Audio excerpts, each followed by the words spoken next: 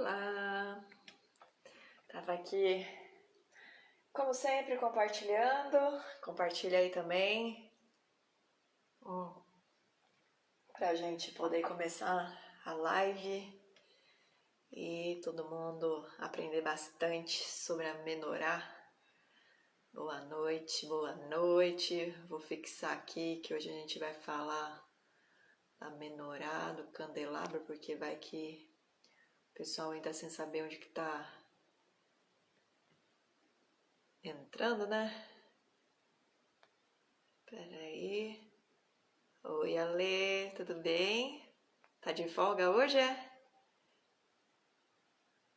Oi, Elô. Bom, enquanto eu tô aqui arrumando, se vocês quiserem compartilhar para chamar mais pessoas aí para participar, vou deixar aqui fixado o tema.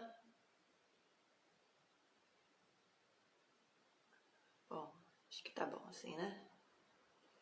Ah, esse tá de férias, é mesmo. Aproveita bastante. Uns saindo de férias, outros voltando, né, Laís? Peraí, como é que fixa aqui? Consegui. Bom, vamos orar então para começar. E aí, enquanto eu estiver orando, se vocês quiserem compartilhar, né?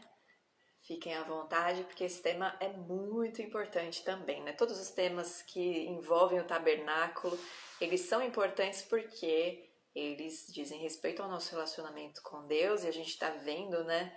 Também todos os símbolos e como eles apontam para Jesus. Então, convide as pessoas e compartilha, né? Quando estiver salvo, compartilha com as pessoas aí que você sabe que estão buscando entendimento, compreensão da palavra para elas aprenderem mais, tá bom? Vamos orar então. Senhor Jesus, nós rendemos graças a Ti, Senhor, nós clamamos pelo Teu sangue sobre as nossas vidas, perdoando os nossos pecados. Senhor, nós queremos estar completamente limpos nesse momento para receber o ensino, para receber toda a instrução, toda a compreensão da palavra. Pai, no nome de Jesus Cristo, eu peço a Ti que o Teu Espírito vivifique todo ensinamento, que Ele traga revelação, que toda palavra pregada, Senhor, ela venha com poder e autoridade para derrubar dogmas, para destruir fortalezas na mente, para trazer, Senhor, todos aqueles que o Senhor tem colocado os Teus olhos de amor e benignidade para atraí-los à Tua presença, Senhor, porque a própria palavra diz: como ouvirão se não há quem pregue, porque a fé, ela vem pelo ouvir a palavra de Deus. Então, que cada um que está aqui, Senhor, recebendo o ensinamento, seja tocado para compartilhar, Senhor, sabendo que as pessoas que eles amam, que eles querem que elas sejam alcançadas, que querem tirar elas do engano, elas precisam ouvir o ensino reto, elas precisam conhecer a Tua verdade e o Teu amor e a Tua benignidade e tudo aquilo que o Senhor estabeleceu já como coisas que de forma didática já apontavam para o teu relacionamento, o relacionamento que o Senhor queria ter conosco e para Jesus, a salvação que o Senhor enviou em nosso favor e que morreu por nossos pecados, no nosso lugar, como cordeiro ali no altar. Hoje, Senhor, é dia de nós aprendermos a respeito do candelabro, a respeito da menorá. Eu peço a Ti que o Senhor traga revelação, Senhor, do profundo para cada um, na medida que cada um pode receber, Senhor, para que eles percebam e eles vejam quão rico o Senhor é em sabedoria e quão perfeito e excelente são as suas obras e os seus estatutos. Em nome de Jesus, amém. Amém. Então vamos lá começar. Abre aí em Êxodo 25, lá a gente tem a descrição do candelabro a partir do versículo 31 a 40. Depois a gente vai ler 27, capítulo 27 de Êxodo, só 2 versículos, o 20 e 21, que fala do azeite que era colocado no candelabro. E em Levítico 24, 1, 4. Essas são as leituras base para o nosso estudo de hoje. Eu vou ler aqui rapidinho para a gente poder entrar nos pormenores que o autor de Hebreus não quis entrar e a gente está entrando. Farás também um candelabro de ouro puro, de ouro batido se fará este candelabro. Seu pedestal, a sua hastia, os seus cálices, as suas maçanetas e as suas flores formarão com ele uma só peça.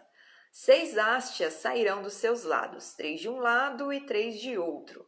Numa hastia haverá 3 cálices com formato de amêndoas, uma maçaneta e uma flor, e 3 cálices com formato de amêndoas na outra hastia, uma maçaneta e uma flor. Assim serão as 6 hastias que saem do candelabro.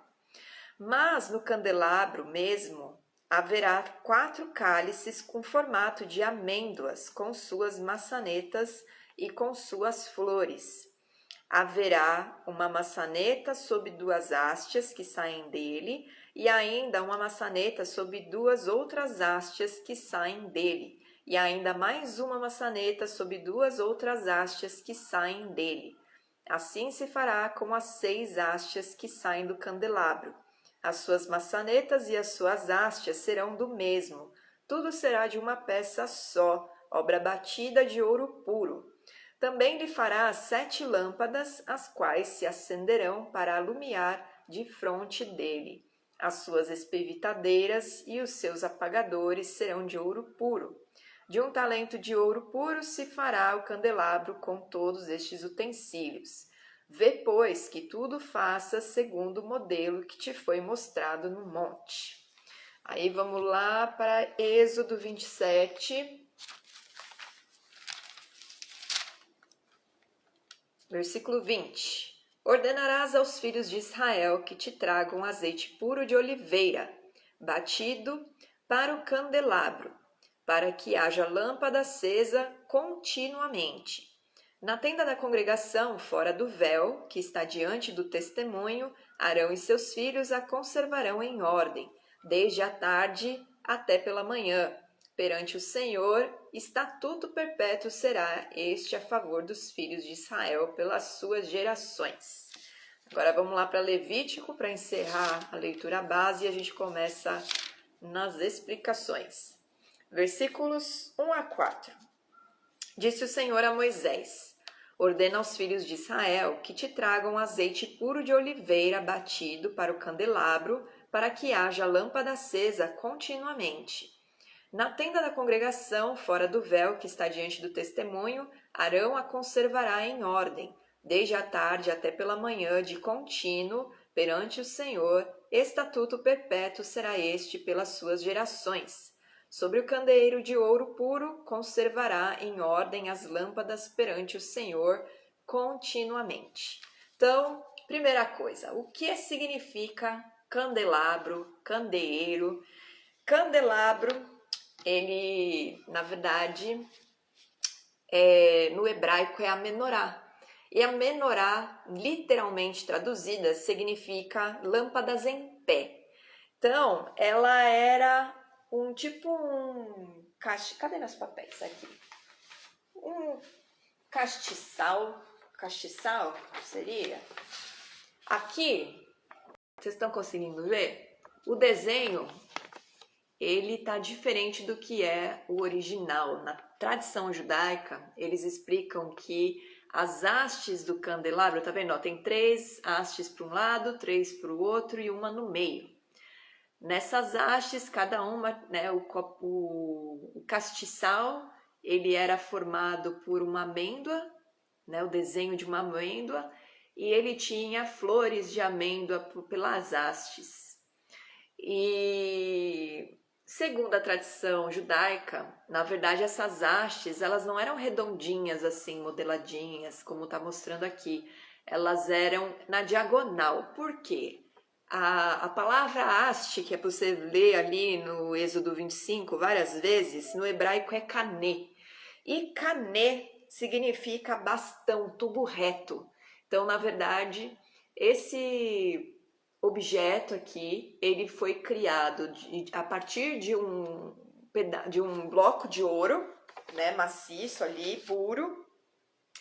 O Bezalel, né, que era o que recebeu a unção do Espírito Santo para fazer as obras de artífice, ele moldou a partir desse bloco de ouro esse objeto. Então não tinha solda, não tinha junta, não tinha encaixe, era uma peça única. E dessa peça ele fez todos esses detalhes. Esse candelabro, ele tinha 1,5 m de altura e pesava cerca de 43 quilos, segundo os estudiosos, os historiadores. O que é importante? Todos os utensílios, né, que pertenciam a esse objeto, os utensílios para limpar o lugarzinho onde colocava o azeite, todos os utensílios que diziam respeito, né, ao serviço no candelabro, eles eram de ouro também. Lembrem-se que a gente estudou na semana passada, né, que na parte interna, na câmara externa, né, ali do tabernáculo, mas a parte interna, onde só os sacerdotes entravam, tudo era revestido de ouro. Né? A mesa que a gente viu, ela era revestida de ouro, ela tinha aquela borda que representava a coroa, né? A realeza. E o candelabro, ele também é de ouro, porque ele mostra ali a glória de Deus. Deixa eu ver aqui. Essas flores de amêndoa, elas estavam adornando as hastes, né? E elas tinham o total de flores ali, é o total de letras do alfabeto hebraico, o Aleph Bet.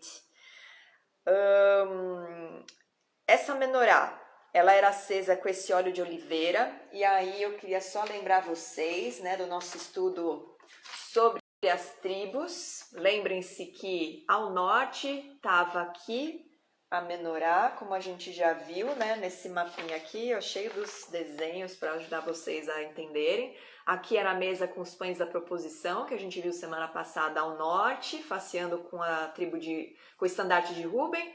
E aqui ao sul ficava a menorá. Aqui a arca iluminava tanto o lado material, e hoje a gente vai ver o nosso lado espiritual sendo iluminado pela Shekinah do Eterno. Ao sul, que tribo que está aqui, né? Junto com o estandarte. Peraí.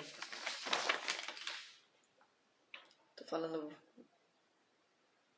Aliás, não era ao sul. Era ao norte, né? Tô confundindo. Calma aí. Vamos buscar aqui os estudos da semana passada para eu ver se eu não estou falando errado. Calma aí que eu confundi aqui a posição delas.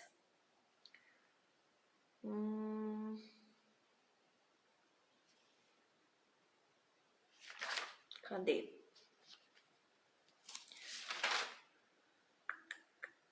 A mesa de madeira.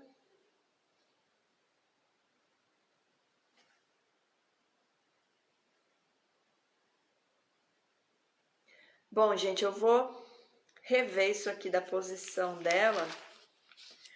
Mas, peraí, deixa eu ver se tá aqui no último capítulo de Êxodo. A posição.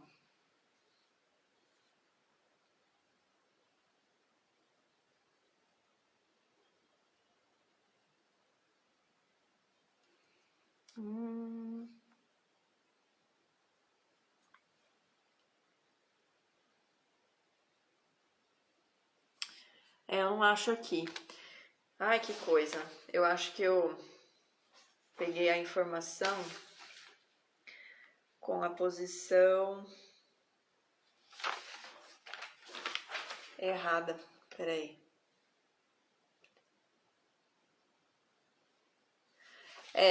A mesa ficava... Agora acho que eu lembrei. A mesa dos pães da proposição ficavam ao sul, junto com a tribo de Ruben. Então ela estava aqui, na verdade. E o candelabro, ele ficava ao norte, junto com o estandarte de Dan.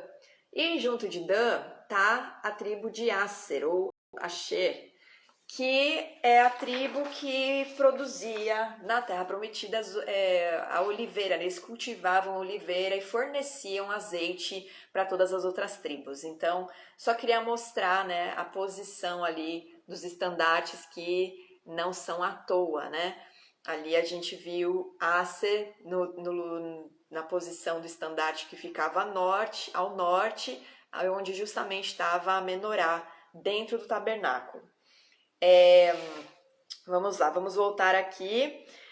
A menorá ela era acesa com esse óleo de oliveira e esse azeite ele representa a sabedoria da Torá, da palavra de Deus, a sabedoria da justiça do Eterno. E o ouro, a glória de Deus, como a gente já viu, que não se esgota, não se corrói. E a luz que emitia do candelabro, né, da menorá, ela nunca podia ser apagada, da mesma forma que a palavra de Deus, ela não pode ser apagada. O próprio Deus, ele diz, né, que a palavra dele, os estatutos dele, a lei dele, elas são perpétuas, são eternas. A justiça do Senhor, ela não muda, né? E Jesus, a gente já viu nos primeiros estudos aqui sobre Hebreus, que Jesus é a sabedoria do Senhor, que veio em carne, é a palavra de Deus em carne, o verbo que se fez carne. Então, a luz ali do candelabro também representa Jesus. E a flor de amêndoa, ela tem vários significados e a gente vai se aprofundar mais nesse assunto agora. Vamos lá. A amendoeira, shekdim, ela deriva de shaket.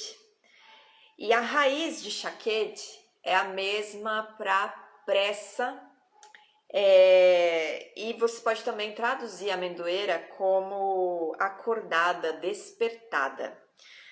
A amendoeira, a flor de amendoeira, ela tem uma característica que é ser a primeira árvore lá em Israel que dá flores antes do inverno acabar. Então, ela praticamente anuncia o fim do inverno e a chegada do verão na região ali da Terra Prometida, da Terra de Canaã, do território de Israel.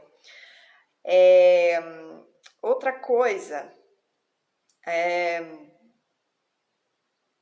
segundo a tradição judaica, a amendoeira é relacionada ao amor por conta da delicadeza, da fragrância e da beleza que essa árvore ela possui. Depois vocês procurem, né, a amendoeira, a árvore, né, a flor de amendoeira, a árvore que dá as amêndoas, para vocês verem como elas são, né? E curiosamente, né, coincidentemente ou não, essa árvore ela é muito rica e abundante no território de Jerusalém. Arão era pacificador, né? A vara de Arão, inclusive, ela floresceu uma flor de amêndoa, né? Flor de amendoeira, aliás, perdão. E ela deu amêndoas. Arão, ele representa o sumo sacerdote na época, né? Que mediava o povo com Deus, e ele fazia o seu serviço ali com amor, porque ele estava ali expiando o pecado do povo diante do Senhor. Jesus, ele tomou esse papel, né? Jesus é o nosso sumo sacerdote diante do Senhor, por isso que a gente só entra na presença do Pai através de Jesus. E o amor de Arão era porque ele tinha compaixão, ele se compadecia do pecado, do pecador, né? Não do pecado em si, mas ele se compadecia do pecador e intercedia por ele ali diante do Senhor e apresentava os sacrifícios que o povo de Israel trazia, né? Para ser levado diante do Senhor. Outra coisa é que a tradição judaica diz que quando o Messias chegar para reinar, ele vai portar um cajado feito de amendoeira. E por quê? Porque bem como a palavra de Deus é tão certa a se cumprir, as amendoeiras florescem no inverno. Existe essa expressão sobre a amendoeira, né? Porque ela desperta antes das demais a respeito do futuro. Então, existem algumas expressões que a palavra amendoeira é usada, a gente vai ver aqui, mas o que a gente vê, né? Ela aponta para o futuro, ela representa o amor, né? Ela vai ser a matéria-prima que vai criar o cajado do Messias, de Jesus, quando ele vier reinar sobre a terra. E em Eclesiastes 12, versículo 5, a gente vê a amendoeira ali sendo utilizada na explicação do pregador. Vamos abrir rapidinho Eclesiastes 12, 5 aqui.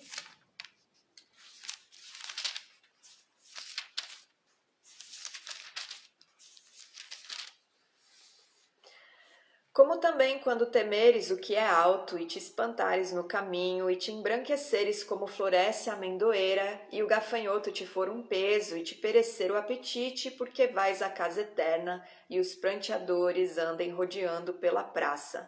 Aqui ele estava falando sobre a velhice, né? O tempo da velhice.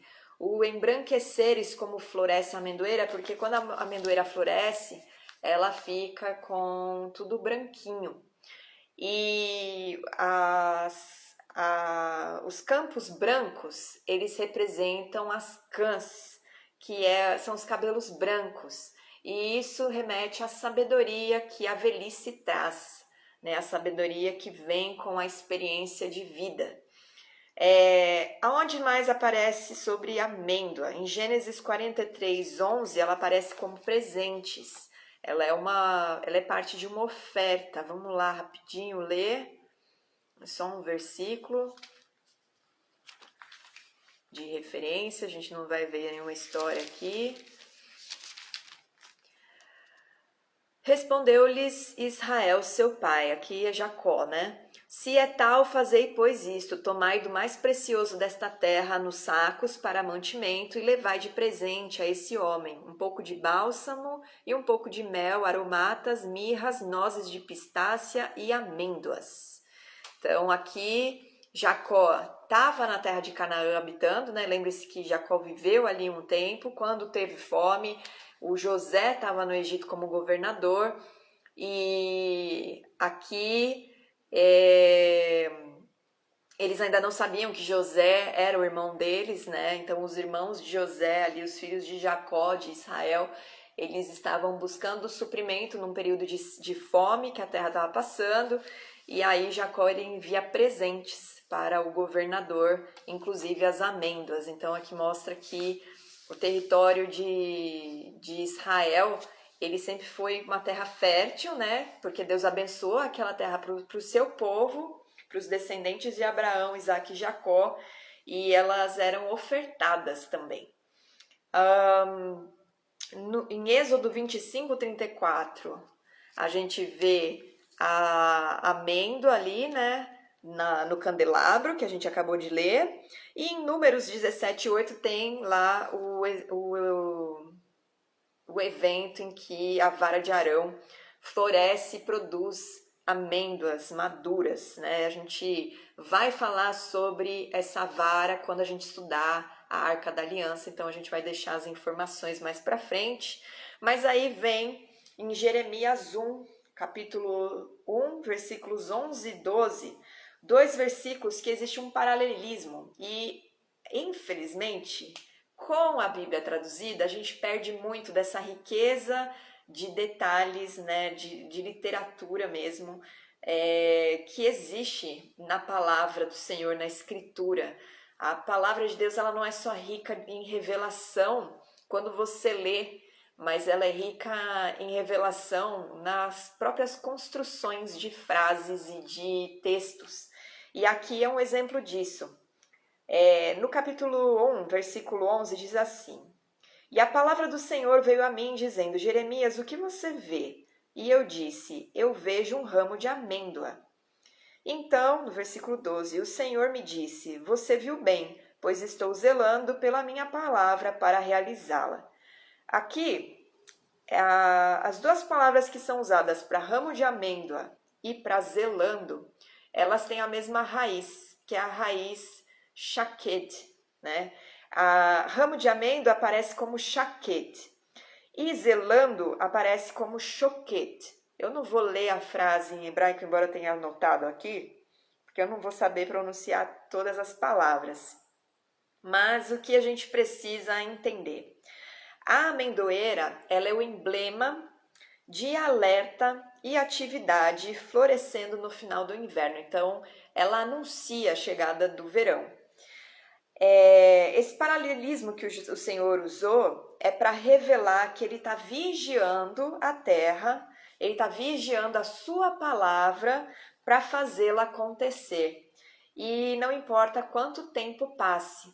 Então, ali, o Senhor, ele estava dizendo, assim como o ramo de amêndoa, ele anuncia o que vai vir, eu estou vigiando, eu estou cuidando e eu vou fazer cumprir o juízo sobre a terra, sobre o povo de Jerusalém, o povo de Israel, porque eles se afastaram, eles tinham adulterado, né, a aliança com o Senhor. Então o Senhor ia trazer sobre o povo, e ele já tinha anunciado através de outros profetas, e aqui através do profeta Jeremias ele estava reafirmando. E ali ele estava dizendo que a transgressão ela tem consequências. E o tempo do juízo ele chegaria, que seria a destruição, né, de Jerusalém e o cativeiro de Israel, o cativeiro lá na Babilônia. A outra explicação para esse versículo, né, que usa esse paralelismo com a palavra shaked, shoket, é que shoket também pode ser apressarei. Então, Deus estava mostrando que ele estava apontando para o tempo do juízo. E segundo o Talmud, a amêndoa, ela leva 21 dias, desde o período que ela floresce até o período que ela está madura. São 21 dias. E aquilo já correspondia, né? Deus já estava anunciando através desse paralelismo ali que ele mostrou, né? Essa maneira que ele mostrou a revelação para Jeremias sobre o que ele ia fazer. Ele já estava mostrando que em 21 dias haveria a destruição total ali do território e o juízo dele viria sobre o povo, porque no dia 17 de Tammuz, que é um dos meses, né, do calendário deles, inclusive eu acho que é do calendário babilônico, Tammuz, as muralhas de Jerusalém elas foram destruídas, e 21 dias depois, o 9 de Av, a gente já estudou sobre o 9 de Av nos estudos de Deuteronômio, depois se vocês quiserem recapitular, voltem lá nos estudos, ali aconteceu a destruição do templo. Então, o período que a amêndoa floresceu foi o período que houve toda a amargura do povo de Israel. E a amendoeira, ela, quando está produzindo a amêndoa ela começa a crescer com um sabor amargo. Só quando ela está madura mesmo é que ela tem um sabor adocicado, um sabor gostoso, um sabor bom. Existe também um termo derivado de shaked, que é aplicado para os estudiosos da Torá. E é aplicado à pessoa que estuda a Torá com perseverança e com diligência. Eu não sei se eu vou falar certo, mas é shakedavot. Acho que é assim que fala. Então, essas são algumas explicações do porquê, né, o Senhor colocou ali como desenho a amêndoa na menorá, né, nas hastes todas, ali desenhando o candelabro. Deixa eu ver aqui se faltou alguma coisa. Então, bom, através da menorá, os sacerdotes, né, como a gente viu ali quando falava do azeite, continuamente eles tinham que manter a chama ali do candelabro aceso. Então, todos os dias, 24 horas por dia, aquele fogo estava ali alimentando, né, e iluminando o ambiente interno do lugar santo. Tem uma coisa que eu quase esqueci de falar para vocês. A forma como a menorá ela foi construída era para que todas as lâmpadas elas irradiassem a sua luz para o centro, como se elas fossem uma coisa só. Guardem essa informação, porque hoje a gente não vai entrar em detalhes nisso, mas na próxima aula, quando a gente estudar mais a fundo sobre a menorá, a gente vai entender melhor o significado dessas luzes todas convergirem, né, para um mesmo ponto, iluminarem a partir de um mesmo ponto, como se elas fossem uma coisa só. Através da menorá, os sacerdotes eles estavam desenvolvendo a sua disciplina. Aquilo lá estava educando a vida espiritual deles, porque todo dia eles tinham que ir lá, o sacerdote tinha que ir lá limpar os castiçais, tirar a fuligem, né, alimentar com azeite, o azeite que o Senhor ordenou que fosse feito para aquilo. E a única haste que ficava acesa o tempo todo era a haste do meio, para mostrar que a Shekinah do Senhor ela sempre estava ali no meio do povo. Mas as outras 6 elas se apagavam e precisavam ser alimentadas. Também guardem essa informação, porque semana que vem elas farão muito sentido. Mas deixa eu ver aqui se faltou alguma coisa. Não, falei tudo. Esse comprometimento de manter a chama acesa ali, ela fazia com que os sacerdotes cuidassem, né, dos seus serviços e fossem disciplinados diante do Senhor. Então, resumidamente, né, assim, de forma bem genérica, a menorá, ela é a glória do Senhor que ilumina a vida dos que o seguem. Ela representa o centro, a fonte de onde a espiritualidade ela era irradiada ao mundo. E ela representa também o relacionamento do Altíssimo com os seus servos, os judeus e os gentios. Eu vou só lembrar, né, as coisas que eu falei sobre os itens, né? O ouro que foi feito, usado, ele representava a glória do Senhor, que não se corrompe, que não corrói, que não desgasta, ela é sempre a mesma, né? O óleo da oliveira representa a sabedoria da justiça do Eterno, a palavra do Senhor, Jesus. E a flor da amêndoa, ela representa o amor, ela representa a sabedoria, ela representa um despertar, né, a respeito do futuro, ela anuncia as coisas a respeito do futuro.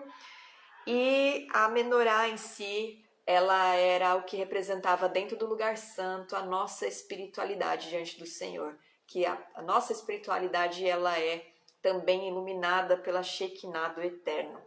E aquele fogo, né, que estava aceso ali, não se esqueçam, ele foi aceso com a brasa do holocausto que o Senhor recebeu, né, e o fogo que desceu do céu e que ficava ali aceso no altar de sacrifício, né, o altar de bronze.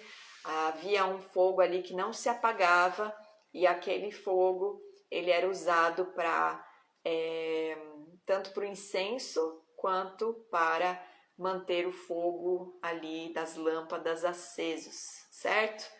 Bom, é só uma introdução porque tem muita informação. Eu espero ter dado as informações de uma forma que eu dei umas paradas às vezes, né? Mas eu espero que vocês tenham pego todas as informações. Alguém quer tirar alguma dúvida? Alguém quer perguntar alguma coisa? Ou tá tudo certo?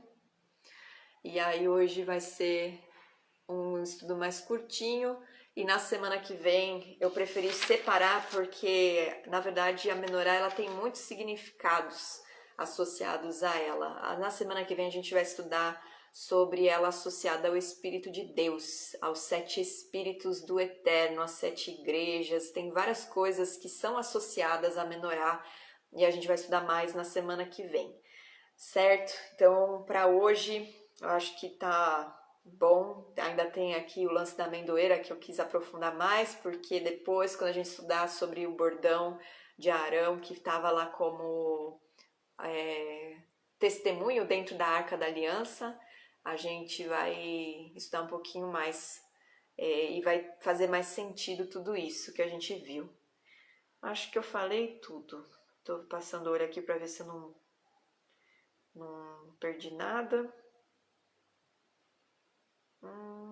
Acho que não. Acho que é isso só mesmo. Certo? Então tá tudo certo para vocês? Ok. Então vamos orar para encerrar. Alguém quer pedir alguma oração específica? Ou podemos orar. Se quiser pedir algo específico aqui na caixinha de perguntas, fiquem à vontade. Eu vou começar a oração. Se alguém quiser colocar aqui nos comentários também. E aí recebam aí que essas informações, elas tragam para vocês revelações, né, a respeito do Senhor, da palavra dele, até para quando vocês estão lendo outras passagens, vocês se lembrem desse ensino, para eles, né, para que o Espírito ele traga a memória, né, de vocês e vocês consigam perceber os detalhes, as informações que estão nas entrelinhas, porque é isso que faz a gente crescer em entendimento, em compreensão e amadurecer também nossa relação com o Senhor, certo? Senhor Jesus, nós te agradecemos por esse tempo, nós te agradecemos por toda a explicação, nós compreendemos, Senhor, que o Senhor é a luz na nossa vida, nós compreendemos que a glória do Senhor ela não se apaga em nós compreendemos, Senhor, que todas as coisas, todos os detalhes que o Senhor, Deus, estabeleceu para ser feito no tabernáculo, aponta para a Tua justiça, aponta para a Tua obra, Senhor Jesus, em nosso favor, aponta para ensinamentos, para revelações, para símbolos que não foram colocados ali à toa, mas para apontar para a obra do Senhor, para que a gente possa conhecê-lo, para que a gente possa entendê-lo, para que a gente possa valorizar e ter mais reverência de quem é o Senhor na nossa vida, da importância desse relacionamento que o Senhor resgatou Jesus como Cordeiro, como sumo sacerdote agora e como Rei que reinará com o bordão de amêndoa, o bordão de amor, o bordão que carrega a sabedoria, que carrega a justiça do Eterno. E desde já, Senhor, o Senhor já governa a nossa vida, Jesus, desde já. Esse cetro de justiça já aponta e corrige o nosso caminho, e nós somos gratas a Ti por isso. Nós clamamos a Ti para que o Senhor continue intercedendo pela nossa vida diante do Pai, continue advogando a nossa vida, derramando do Teu sangue que cobre nossos pecados, para que nós alcancemos a misericórdia do Senhor e que a gente permaneça na palavra que não pode se apagar do nosso coração em nenhum momento sequer, Senhor.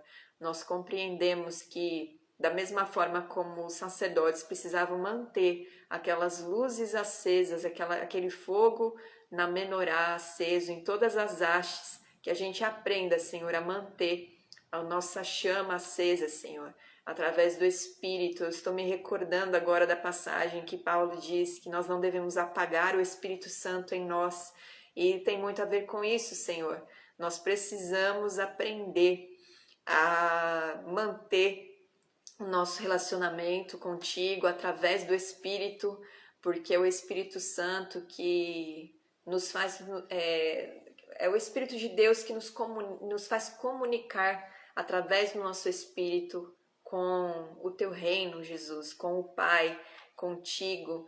Então, nos ajuda, Senhor, a lembrar que o Espírito de Deus, ele imprime no nosso coração a palavra do Senhor e que tudo isso que nós estamos vendo através de um objeto, Senhor, o Senhor, na verdade, depositou no nosso interior, na nossa vida, no nosso espírito, no nosso coração, na nossa alma, tudo isso, a nossa vida precisa ser iluminada pela Tua palavra e precisa ser iluminada pela Tua presença, Jesus, e precisa ser vivificada pelo Espírito Santo. Então, já vai preparando o nosso entendimento, Senhor, para a próxima segunda-feira nós conseguimos aprofundar o conhecimento, o entendimento, a compreensão a respeito do mover do Espírito de Deus na nossa vida e guarda a nossa semana, Senhor, guarda as nossas vidas e que cada vez mais a gente busque conhecimento da Tua Palavra e viver debaixo da Tua Palavra, Senhor, não por regras, mas por essência, por verdade e por princípios e valores, porque é isso que o Senhor estabeleceu para nós. Em nome de Jesus, eu peço a Ti, Senhor, que o Senhor encha cada um que está assistindo essa live de sabedoria, de entendimento e que eles cresçam, Senhor, que eles desenvolvam no Espírito para que eles estejam maduros, assim como o Senhor espera que a gente esteja maduro, que eles estejam, Senhor, prontos para a Tua vinda, para governar contigo, porque nós não entendemos muito isso, Senhor, mas o Senhor reinará nessa terra e o Senhor está preparando um povo para reinar junto com o Senhor. Então, nossos processos não são só para nós conquistarmos coisas na terra, para nós ganharmos bênção, mas apontam a algo muito mais grandioso, Senhor, porque o Senhor precisa de líderes, de sacerdotes que sabem o que estão fazendo. Então, capacita, Senhor, cada um desses que estão aqui participando desses estudos, para que eles sejam os sacerdotes reais que conhecem bem a instrução e que têm as disciplinas, Senhor, exercidas e o discernimento do bem e do mal bem apurado, Senhor, para agradar o Teu coração e para poder governar junto contigo. No Teu nome, Jesus, nós oramos e entregamos esse estudo diante do Senhor, Pai. Amém. Amém. E é isso. Uma boa noite para vocês. Que o Senhor abençoe muito. Boa semana. E semana que vem nos vemos com mais detalhes sobre a menorá. Uma boa noite e até mais. Tchau, tchau.